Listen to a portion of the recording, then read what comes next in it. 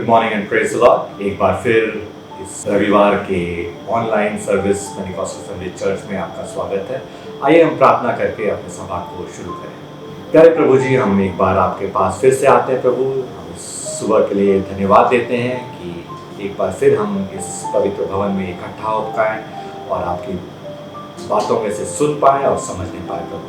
हम धन्यवाद करते हैं इस दिन के लिए और सभी लोग जो ऑनलाइन इस सभा को देख रहे हैं प्रभु, हम धन्यवाद करते हैं इन सभी लोगों के लिए। उनके जीवन में आप आशीष दें और उनके जीवन को आगे बढ़ाएं प्रभु। धन्यवाद करते हैं हम सभी लोगों के लिए प्रभु। इस सुबह के समय में जब हम इस वचन में से देखते हैं प्रभु, हम सबको इस वचन में से समझा प्रभु कि हम समझ नहीं पाए और आपके लिए जी पाए प्रभु। इस छोटी सी विनती को प्रभु यीशु मसीह के नाम से चाहते हैं, सुन और ग्रहण कर। आमीन।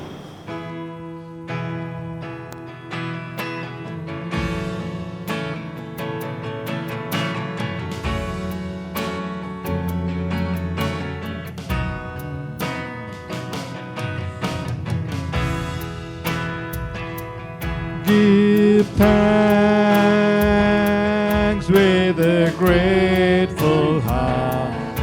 Give thanks to the Holy One. Give thanks because He's given Jesus Christ, His Son. Give thanks with a grateful heart. Give thanks to the Holy One. Give thanks because He's given Jesus Christ, His Son. And now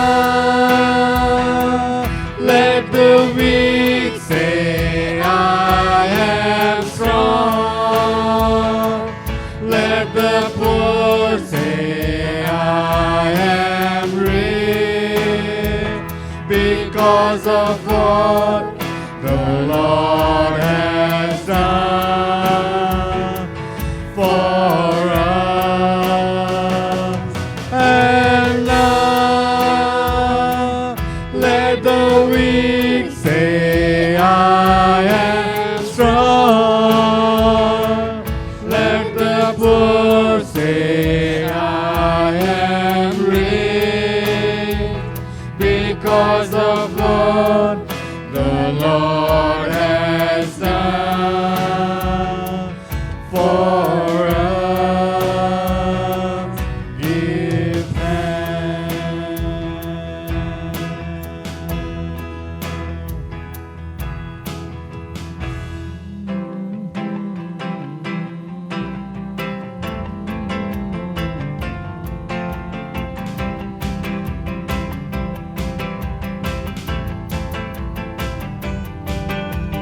पर्वतों को देखूंगा मैं, कौन है मददगार मेरा। पर्वतों को देखूंगा मैं, कौन है मददगार मेरा। मेरा मददगार खुदा है, मेरा मददगार खुदा है, जिसने ज़मीन और आसमां को बनाया। जिसने ज़मीन और आसमां को बनाया। पर्वतों को देखूंगा मैं, वो तेरे पाँव को फिसलने नहीं देगा। वो तेरे पाँव को फिसलने नहीं देगा। खुदाबंद है तेरा जागा हुआ, तुझे तन्हा न छोड़ेगा। खुदाबंद है तेरा जागा हुआ, तुझे तन्हा न छोड़ेगा। मेरा निगहबान खुदा है, मेरा निगहबान खुदा है, जिसने ज़मीन और आसमां को बनाया। जिसने ज़मीं और आसमां को बनाया। पर्वतों को देखूंगा मैं, तेरी जा को भला छू भी न पाएगी। तेरी जा को भला छू भी न पाएगी। न गर्मी चांद सूरज की कभी तुझको जलाएगी। न गर्मी चांद सूरज की कभी तुझको जलाएगी। मेरा साहिबा खुदा है, मेरा साहिबा खुदा है, जिसने ज़मीं और आसमां को बनाया। जिसने ज़मीं और आसमां को बनाया। पर्वतों को देखूंगा मैं, कौन है मददगार मेरा। पर्वतों को देखूंगा मैं, कौन है मददगार मेरा। मेरा मददगार खुदा है, मेरा मददगार खुदा है, जिसने ज़मीं और आसमां को बनाया। जिसने ज़मीं और आसमां को बनाया। पर्वतों को देखूंगा मैं। आइए हम एक गीत गाएंगे, तेरा प्यार है महान, तेरा प्यार है महान।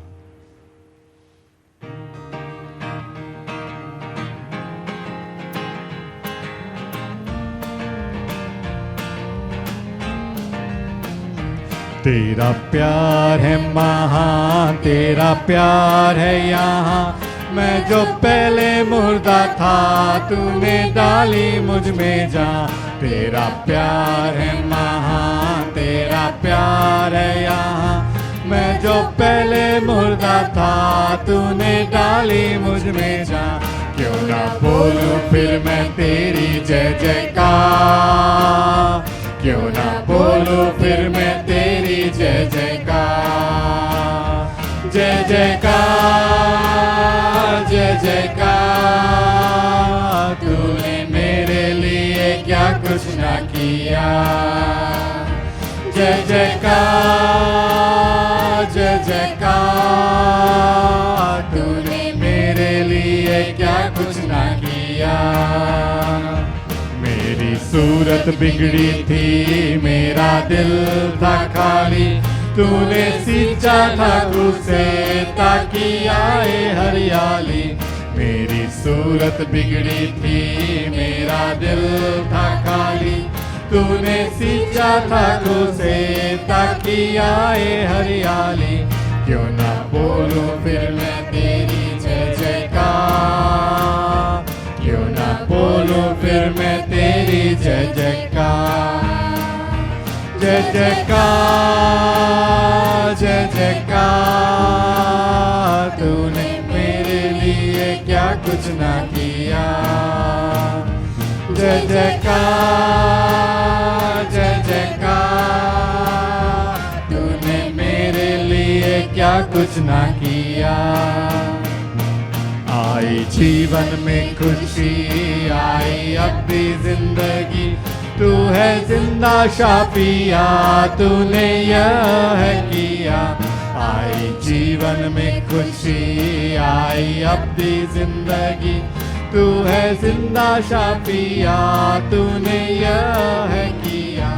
क्यों ना बोलूं फिर मैं तेरी जय जयकार। क्यों ना बोलूं फिर मैं तेरी जय जयकार। जय जयकार, जय जयकार। तूने मेरे लिए क्या कुछ ना किया। जय जयकार, जय जयकार। तूने मेरे लिए क्या कुछ ना किया। अपनी रूह से भर दिया, अपनी शक्ति मुझको दी, ताकि दूं मैं गवाही तेरे जीने की। से भर दिया, अपनी शक्ति मुझको दी, ताकि तू मैं गवाही तेरे जी उठने की। क्यों ना बोलूं फिर मैं तेरी जय जयकार, क्यों ना बोलूं फिर मैं तेरी जय जयकार। जय जयकार, जय जयकार, तूने मेरे लिए क्या कुछ ना किया। जय जयकार, जय जयकार, तूने मेरे लिए क्या कुछ ना किया। एक और गीत गाएंगे, दिल मेरा ले ले प्यारे यीशु, तू ही ने इसे बनाया।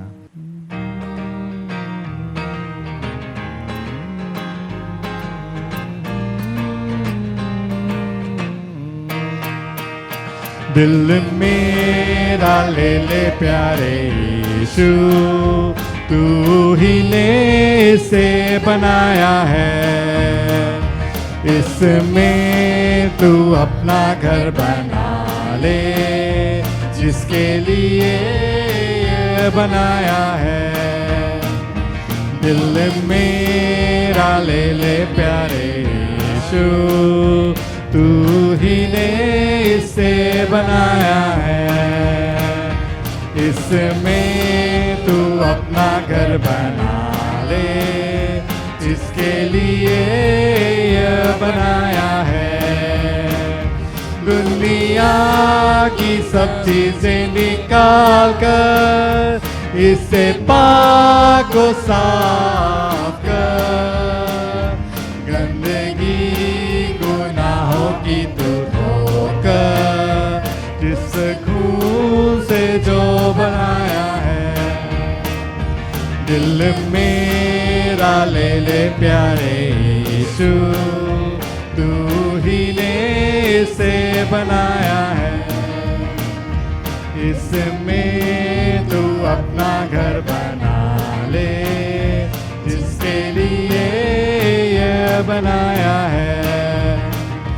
बहुत साल मैं रहा तुझसे दूर, लापरवाही ने किया दूर। अनुग्रह दया और प्रेम की आशीष धीरज भर मुझे दिखाया है। दिल मेरा ले ले प्यारे यीशु, तू ही ने इसे बनाया है। इसमें तू अपना घर बना ले, जिसके लिए ये बनाया है। जब ध्यान से पढ़ता हूँ वचन, रोज राजमा प्रभु ही का है। मकसद जीवन आनंद और विश्वास, आशा उसने बढ़ाई है। दिल मेरा ले ले प्यारे यीशु, तू ही ने इसे बनाया है। इसमें तू अपना घर बना ले, जिसके लिए ये बनाया है। पवित्र आत्मा का हो भवन, जीवन की भरपूरी से, हर वक्त जगह दू गवाही, जैसा उसने सिखाया है। दिल मेरा ले ले प्यारे यीशु, तू ही ने इसे बनाया है। इसमें तू अपना घर बना ले, जिसके लिए ये बनाया है। आज हम परमेश्वर के वचन में से कुछ बातों को देखेंगे और आज का मेरा शीर्षक है इमाउस मार्ग का अनुभव। हम देखते हैं कि जैसे ही कुछ सप्ताह पहले हमने ईस्टर मनाया, प्रभु के पुनरुत्थान का हमने आनंद मनाया। आज हम इमाउस मार्ग का अनुभव पर कुछ बातें को हम देखेंगे। हम देखते हैं कि इमाउस मार्ग का अनुभव एक खास अनुभव था और इस अनुभव से हम क्या सीख सकते हैं या ये अनुभव हमारे जीवन में क्यों होना चाहिए, आज हम इन बातों पर कुछ बातें देखेंगे। इमाउस मार्ग बाइबल में इस यात्रा के बारे में ज़्यादा कुछ नहीं बताया गया है।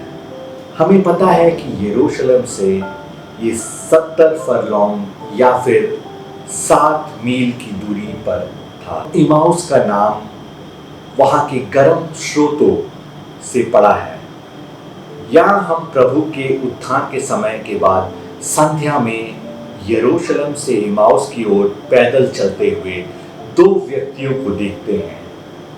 हमें पता है इनमें से किसी एक का नाम क्लियोपस है। संवाद के प्रसंग को पढ़कर हमें लगता है कि ये पुरुष निराशा की स्थिति में है और अक्सर आज हम भी अपने जीवन में निराश पाए जाते हैं। लेकिन इस यात्रा के दौरान उनके साथ एक मेहमान था जो उनके साथ रास्ता में हो लिया था और जो उनके इमाउस की इस यात्रा को हमेशा के लिए बदल दिया।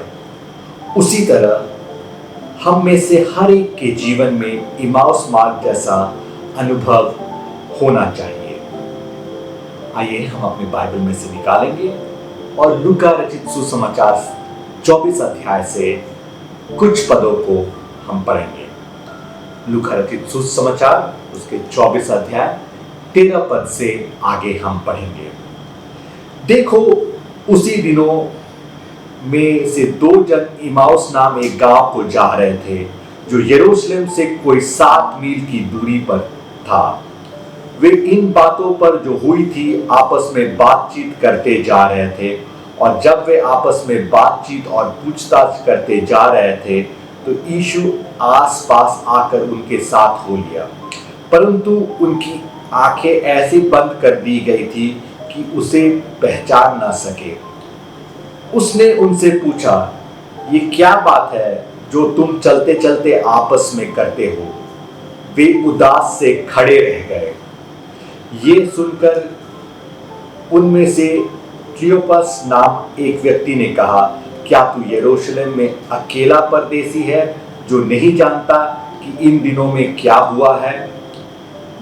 उसने उनसे पूछा, कौन सी बात?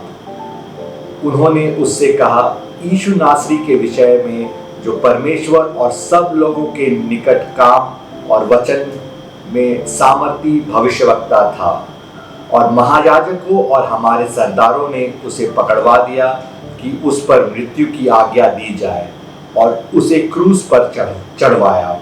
परंतु हमें आशा थी कि यही इज़राइल को छुटकारा देगा और इन सब बातों के सिवाय इस घटना को हुए 3रा दिन है और हम में से कई स्त्रियों ने हमें आश्चर्य में डाल दिया है जो भोर को कब्र पर गई थी और जब उसकी लोथ ना पाई तो यह कहते हुए आई कि हमने स्वर्गदूतों का दर्शन पाया है जिन्होंने कहा कि वह जीवित है।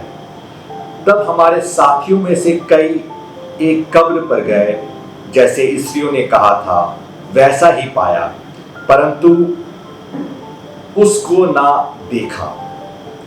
तब उसने उनसे कहा, हे निर्बुद्धियों और भविष्यवक्ताओं की सब बातों पर विश्वास करने में मंद मत हो। क्या अवश्य न था कि मसीह ये दुख उठाकर अपनी महिमा में प्रवेश करे? तब उसने मूसा से और सब भविष्यवक्ताओं से आरंभ करके सारे पवित्र शास्त्रों में अपने विषय में की बातों का अर्थ उन्हें समझा दिया। इतने में वे उस गांव के पास पहुंचे जहां वे जा रहे थे और उसके ढंग से ऐसा जान पड़ा कि वो आगे बढ़ना चाहता है, परंतु उन्होंने यह कहकर उसे रोका कि हमारे साथ रह, क्योंकि संध्या हो चली है और दिन अब बहुत ढल गया है। तब वे उनके साथ रहने के लिए भीतर गया। जब वे उनके साथ भोजन करने बैठा तो उसने रोटी लेकर धन्यवाद किया और उसे तोड़कर उनको देने लगा।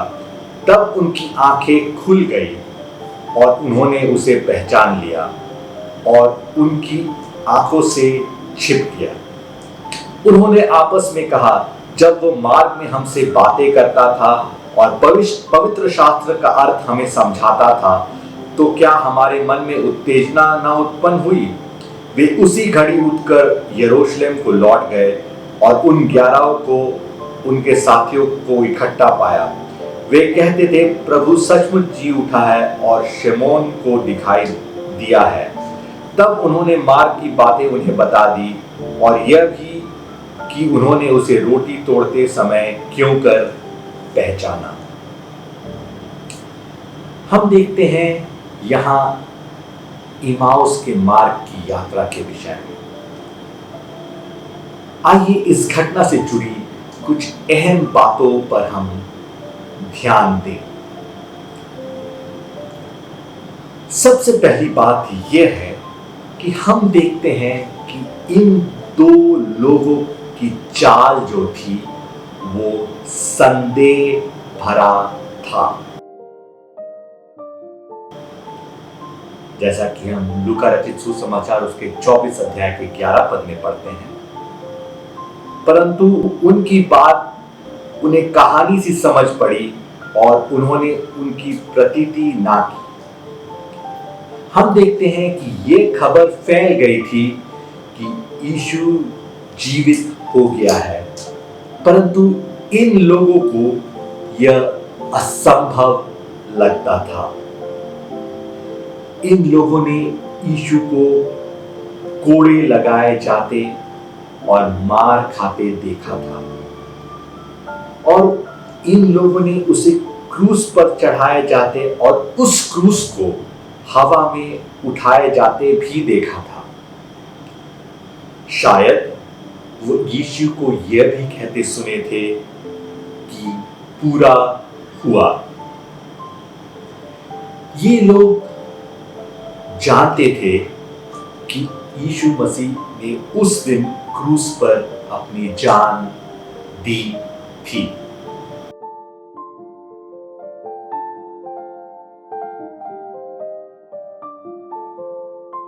संदेह ने उनका दिमाग भर दिया था, जैसे कि कभी कभी हमारे दिमाग भी संदेह से भर जाता है। उन्हें यह बात असंभव लग रही थी कि प्रभु यीशु जीवित हो चुके हैं। और जब हमें कुछ असंभव लगता है तो हमें ये याद रखने की आवश्यकता है कि परमेश्वर जो हर एक चीज का विशेषज्ञ है, उसके लिए कोई भी कार्य असंभव नहीं है। अगर परमेश्वर ने आपसे कुछ वादा किया है तो आप उस पर भरोसा रखें, क्योंकि वो उस वादा को पूरा करेगा। परमेश्वर ने या प्रभु यीशु मसीह ने उनके सभी विरोधियों को बताया था कि 3 दिनों में वो मंदिर का निर्माण फिर से करेगा और वास्तव में उसने ऐसा ही किया।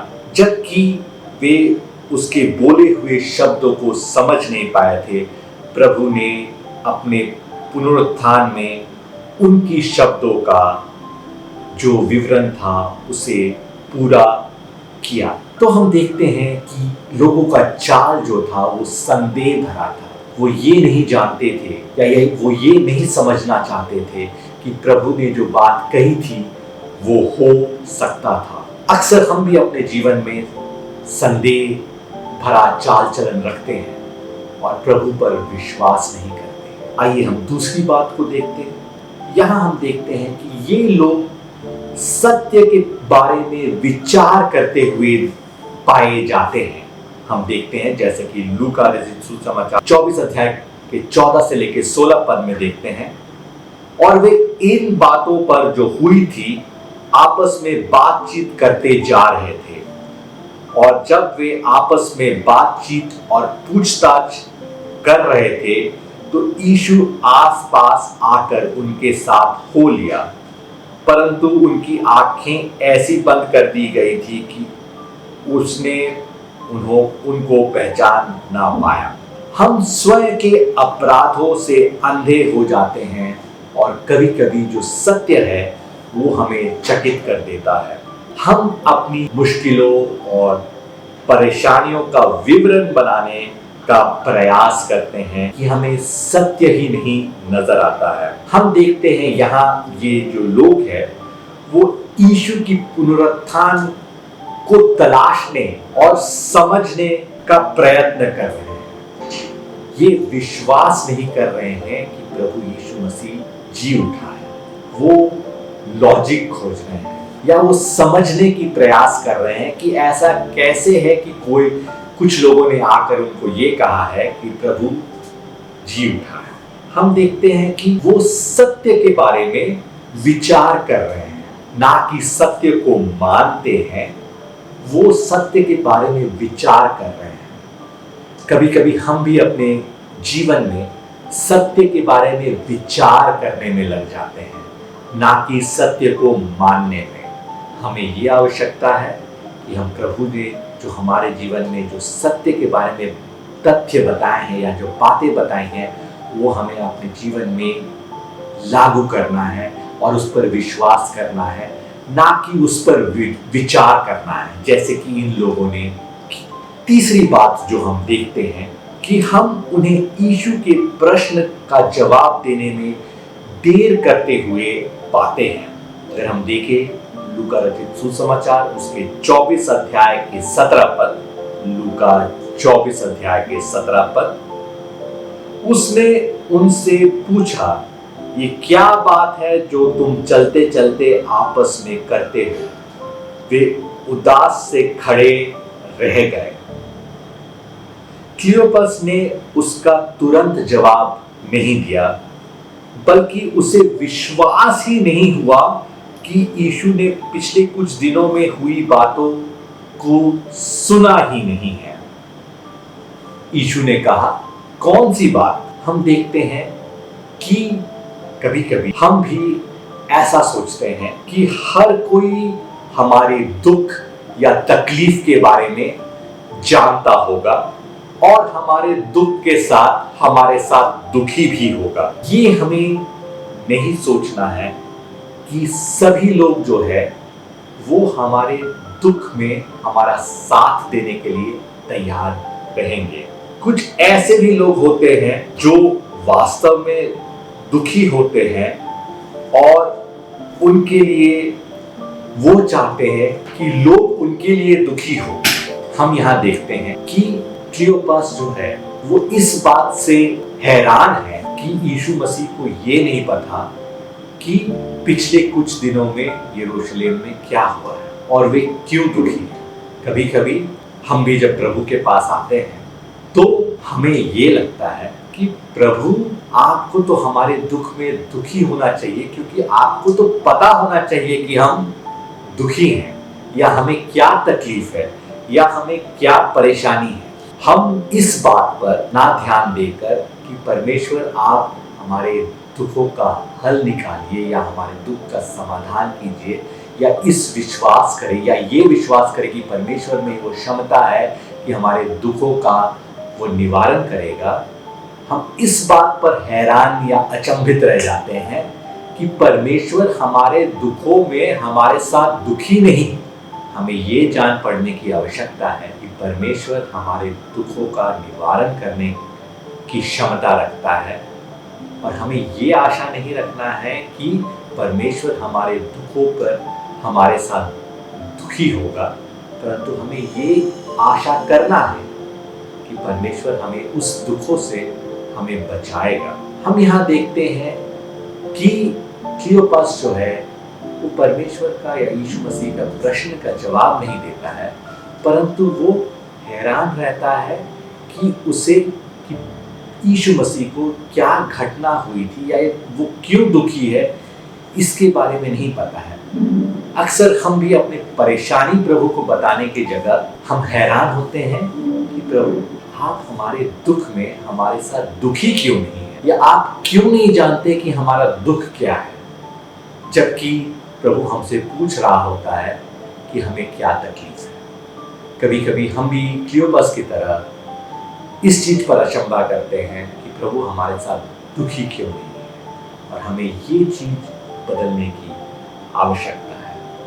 चौथी बात जो हम देखते हैं, हम ये देखते हैं कि ये लोग यीशु से निराश हैं। हम उन्हें यीशु में निराश पाते हैं। वे कितनी आशा रखते थे कि यीशु उनका मुक्तिदाता है, और उन्हें मसीह से बहुत उम्मीद थी, और वे मसीह को इज़राइल का रखवाला समझते थे। जैसे कि हम लूका रचित सुसमाचार उसके 24 अध्याय के 21 पद में पाते हैं, परंतु हमें आशा थी कि यही इज़राइल को छुटकारा देगा, और इन सब बातों के सिवाय इस घटना को हुए तीसरा दिन है। तो हम देखते हैं कि इनकी आशा थी कि परमेश्वर या यीशु मसीह इज़राइल को छुटकारा देगा, और यीशु के मारे जाने में वे निराश थे। क्या आप भी यीशु से निराश हुए हैं? समस्या ये है कि जैसे कि वे लोग नहीं जानते थे, वैसे हम भी नहीं जानते कि हम क्या बात कर रहे हैं। हमें समझ नहीं रहता परमेश्वर किस तरह से कार्य कर रहा है, और हम जो बातें हो रही है उससे निराश हो जाते हैं, जैसे कि ये दो लोग निराश पाए। परमेश्वर अपने तरीके से काम करता है, और जो कभी कभी हमें समझ नहीं आता, और इसीलिए हम निराश हो जाते हैं, जैसे कि ये दोनों प्रभु से निराश पाए जाते हैं। आगे हम देखते हैं कि हम उन्हें ना ही सिर्फ यीशु पर निराश पाते हैं, हम उन्हें अपने विश्वास में निराश पाते हैं। लूका के 24:24 में जैसे हम देखते हैं, तब हमारे साथियों में से कई कब्र पर गए, और जैसे स्त्रियों ने कहा वैसा ही पाया, परंतु उसको ना देखा। यहाँ हम देखते हैं कि ये लोग स्त्रियों जो पहले पहर में कब्र पर गए थे, उनके बातों पर विश्वास नहीं करते हैं। पतरस और यूहन्ना जो गए और उन्होंने भी प्रभु को कब्र में नहीं पाया, उनकी बातों पर भी विश्वास नहीं करते हैं। कई बार हमारा विश्वास इतना कम हो जाता है कि हम सच्चाई को सामने देखते हुए भी विश्वास नहीं कर पाते। हम देखते हैं कि इन लोगों ने स्त्रियों की बात सुनी थी, पर उन पर विश्वास नहीं किया। इन लोगों ने पतरस और यूहन्ना की भी बात सुनी थी, मगर उन पर भी विश्वास नहीं किया। और यहाँ हम देखते हैं कि ये प्रभु के साथ चल रहे हैं, और फिर भी उनको ये विश्वास नहीं है कि प्रभु जी उठा है। हालांकि जो अगला हम देखते हैं वो ये है कि जब वो इस मार्ग पर, इमाउस के मार्ग में इस अजनबी से बात कर रहे थे, तो उनके दिलों में जानने की जिज्ञासा थी कि वह अजनबी व्यक्ति उनसे क्या कह रहे हैं। जैसे लूका रचित सुसमाचार उसके 24 अध्याय के 25 पद में हम देखते हैं, तब उसने उनसे कहा, हे निर्बुद्धियों और भविष्यवक्ताओं की सब बातों पर विश्वास करने में मंदमतियों। हम देखते हैं कि कितना ही बेहतरीन समय था जिसमें प्रभु यीशु मसीह ने उन्हें धर्मशास्त्र के बातों का अध्ययन कराया, और उस मार्ग पर चलते चलते उनको जो बातें थी वो समझाया। जैसे लूका रचित सुसमाचार उसके 24 अध्याय के 29 पद में हम देखते हैं, परंतु उन्होंने यह कहकर उसे रोका कि हमारे साथ रह, क्योंकि संध्या हो चली है और अब दिन बहुत ढल गया है। तब वो उनके साथ रहने के लिए भीतर गया। हम देखते हैं कि ये लोग उस अनजान व्यक्ति की बातों को इतना पसंद कर रहे थे कि उन्होंने उसको ठहरने के लिए जोर लगाई। उन्हें इस व्यक्ति से अधिक सुनने की इच्छा थी, यीशु भी रुकना चाहता था, लेकिन उन्हें इन व्यक्तियों का निमंत्रण का इंतजार था। जब हम यीशु के साथ अपने जीवन में उनके साथ मार्ग पर चलते हैं, तब हमें भी और जानने की लालसा या जिज्ञासा होती है। परंतु परमेश्वर हमारे साथ तभी रहेगा जब हम उसे और उससे सीख और जानने और सीखने का निमंत्रण देंगे, जैसा कि ये लोगों ने किया। हम देखते हैं कि परमेश्वर यीशु जो इस अज्ञात आदमी की तरह आगे बढ़ना चाह रहा था, वो जबरदस्ती उनके साथ नहीं रुका। हम देखते हैं इन दो लोगों ने उन्हें आमंत्रित किया रुकने के लिए। प्रभु भी जबरदस्ती हमारे जीवन में हमारे साथ नहीं रहता। हमें उसे आमंत्रित करना है अपने जीवन में हमारे साथ रहने के लिए। तो जैसा कि हम देखते हैं कि हम जब प्रभु के साथ चलते हैं तो हमें भी और जानने की जिज्ञासा होती है, जैसे कि इन लोगों को और जानने की जिज्ञासा थी। परंतु और जानने के लिए, जैसा कि इन लोगों ने प्रभु को आमंत्रित किया, हमें भी प्रभु को अपने जीवन में आमंत्रित करना है। और जैसे कि इस यात्रा का अंत में हम देखते हैं कि उन्होंने जिस चीज को आखिरकार देखा उससे वे आनंदित हुए। उसी तरह जब भी हम प्रभु के साथ मार्ग में चलते हैं तो हम भी आखिरकार आनंदित होंगे। जैसे हम लूका 24 के 30 से आगे में पढ़ते हैं, जब वे उनके साथ भोजन करने बैठे तो उसने रोटी लेकर धन्यवाद किया और उसे तोड़कर उनको देने लगा। तब उनकी आंखें खुल गई और उन्होंने उसे पहचान लिया और वह उनकी आंखों से छिप गया। उन्होंने आपस में कहा, जब वो मार्ग में हमसे बातें करता था और पवित्र शास्त्र का अर्थ हमें समझाता था, तो क्या हमारे मन में उत्तेजना उत्पन्न न हुई? वह उसी घड़ी उठकर यरूशलेम को लौट गए और उन 11 और उनके साथियों को इकट्ठा पाया। तो हम देखते हैं कि अंत में ये जो दो यात्री थे वो प्रभु को पाकर आनंदित होते हैं। और हम भी अगर अपने चाल में, जीवन में प्रभु के साथ यात्रा करते हैं या प्रभु को साथ में रखते हैं तो हम भी आनंदित होते हैं। अक्सर हम भी अपने जीवन में और प्रभु के साथ चाल में इन्हीं दो लोगों की तरह है। क्यों? क्योंकि पहला, हमारा चाल संदेह भरा होता है। इन लोगों की तरह हमारा भी चाल संदेह भरा होता है। दूसरा, हम भी सत्य के बारे में विचार करते पाए जाते हैं। हम भी सत्य के बारे में विचार करते पाए जाते हैं। तीसरा, हम भी यीशु के प्रश्न का जवाब देने में देर करते हुए पाए जाते हैं। हम भी यीशु के प्रश्नों का जवाब देने में देर करते हुए पाए जाते हैं। अक्सर हम भी यीशु में निराश पाए जाते हैं। और अंतिम, हम भी अपने विश्वास में निराश पाए जाते हैं। जैसे कि ये दो लोग जो इमाउस की यात्रा पे थे, हम भी इन्हीं की तरह पाए जाते हैं।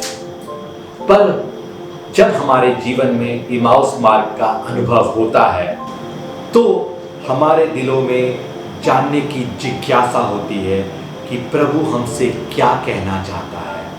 और जब हम प्रभु की बातों पर ध्यान देते हैं और प्रभु के साथ चलते हैं, जैसे कि ये लोग इमाउस के मार्ग में चले और प्रभु की बातों से समझे, तब हम भी प्रभु को अपने जीवन में पाकर आनंदित होते हैं। हमें भी अपने प्रत्यक्ष जीवन में ऐसे ही इमाउस मार्ग की अनुभव का आवश्यकता है, ताकि पहला, हम एक बार फिर से प्रभु से मिल पाए।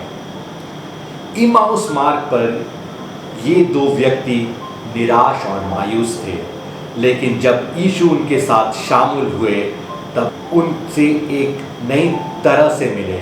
और हम सभी को यीशु के साथ ऐसा ही एक व्यक्तिगत मुलाकात की आवश्यकता है कि हम यीशु के साथ एक बार फिर से मिल पाए और हमारे जीवन में बदलाव हो पाए।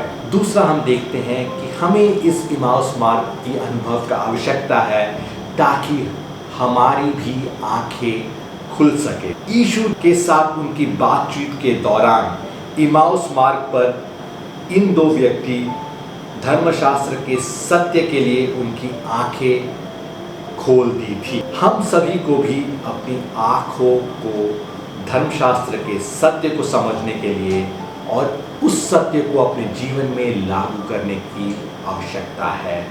और जब हमें प्रभु के साथ चलने का मौका मिलता है या इस इमाउस मार्ग तरह का प्रभु के साथ चलने का अनुभव होता है तो हमारी भी आंखें प्रभु के प्रति खुल जाती है और हम अपने जीवन को नई रीति से जी पाते हैं।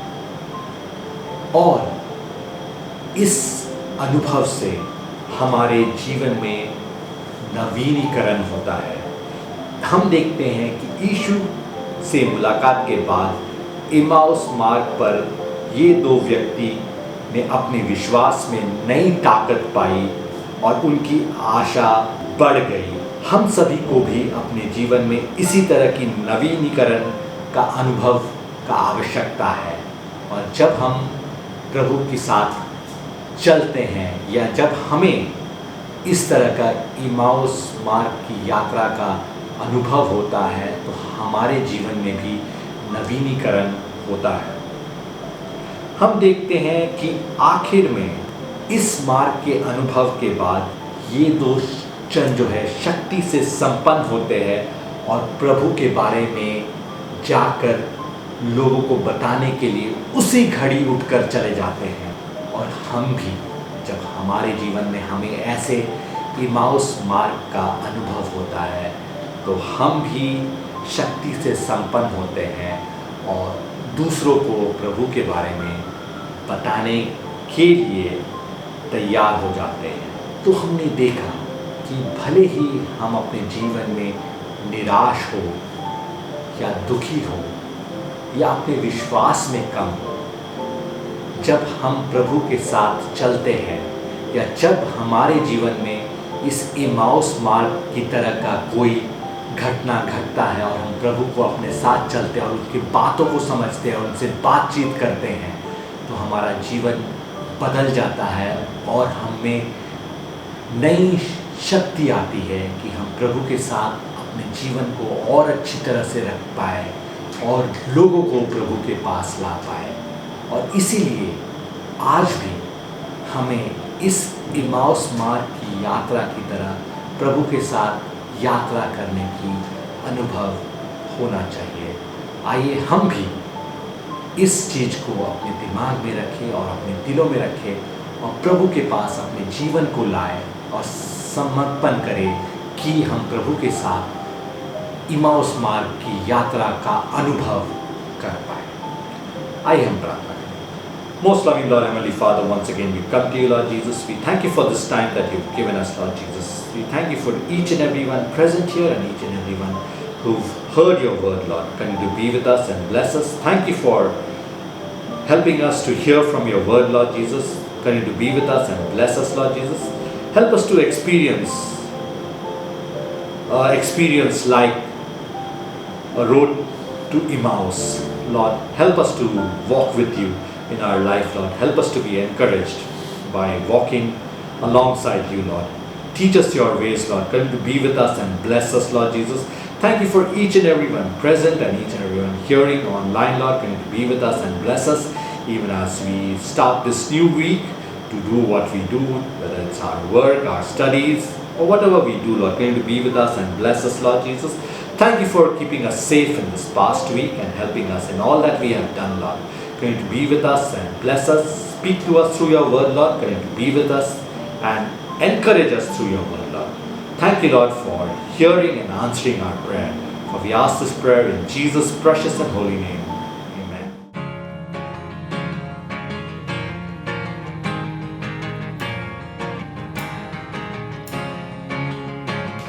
Sing them over again to me, wonderful words of love. Let me more of their beauty see, wonderful words of love. Words of life and beauty, teach me faith and duty, beautiful words, wonderful words, wonderful words of life. Beautiful words, wonderful words, wonderful words of life. Christ the Blessed One gives to all, wonderful words of life. Sinner listen to the loving call, wonderful words of love. Also freely given, wooing us to heaven. Beautiful words, wonderful words, wonderful words of life. Beautiful words, wonderful words, wonderful words of life. Sweetly echo the gospel call, wonderful words of life. Offer pardon and peace to all, wonderful words of love. Jesus only Savior, sanctify forever. Beautiful word, wonderful word, wonderful words of love.